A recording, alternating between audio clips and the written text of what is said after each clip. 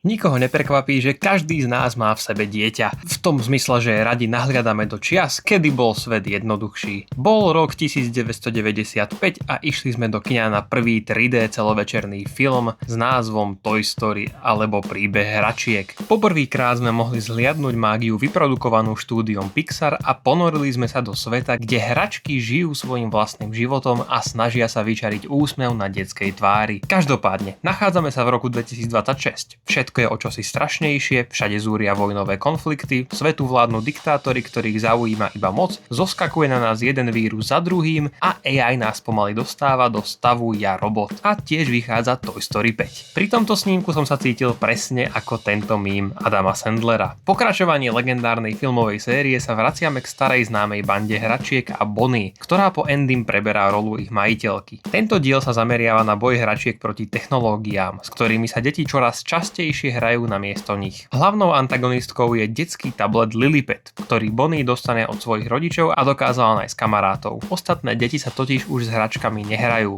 a radšej mastia Subway Surfera a Fortnite. Do hlavnej roli v rámci hračiek tu po prvýkrát vstupuje temperamentná koubojka Jessie, Buzz a Woody sa tentokrát držia vedľajších rolí. Čo je pre sériu poprvé? Jessie sa tu tiež prehlbuje jej backstory, ktorý poznáme z dvojky, čo je moment, ktorý vás rozhodne môže rozplakať. Dozvedáme sa viac o jej vzťahu s jej bývalou majiteľkou Emily a Jessie prichádza na to, čo sa s ňou stalo, keď sa ich cesty rozišli. Dôležitý je tu ale aj samozrejme boj hračiek proti samotnej technológii. Tento konflikt našťastie nie je vykreslený úplne plitko, že hračky dobré, technológie zlé. Namiesto toho dostávame mierne komplexnejší odkaz o tom, že technológie môžu ľudí zbližovať, pokiaľ sú použité správnym spôsobom. Aj tento odkaz je možno mierne zjednodušený, avšak je to stále film mierený na deti, čiže ho rozoberať akokoľvek hlbšie by možno bolo príliš. Som teda rád, že informácie poskytované filmom o technológiách nie sú príliš prosté. Mohli by ale byť ešte o trochu rozvinutejšie. Po animačnej stránke to nie je neskutočne špeciálne,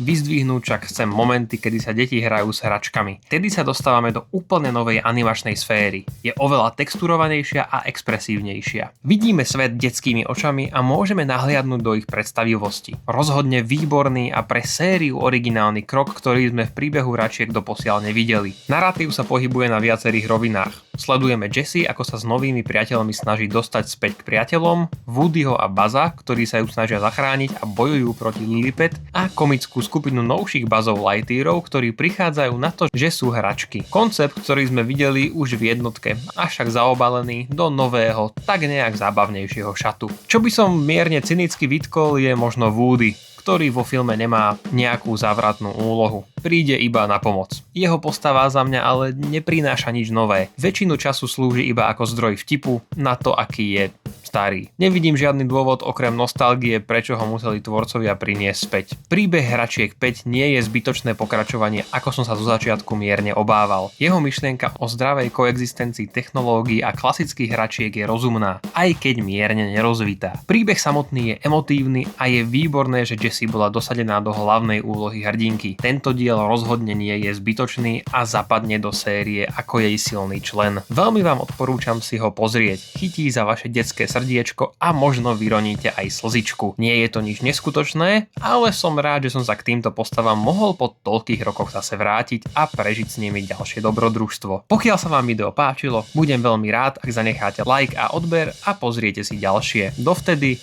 do nekonečna a ešte ďalej.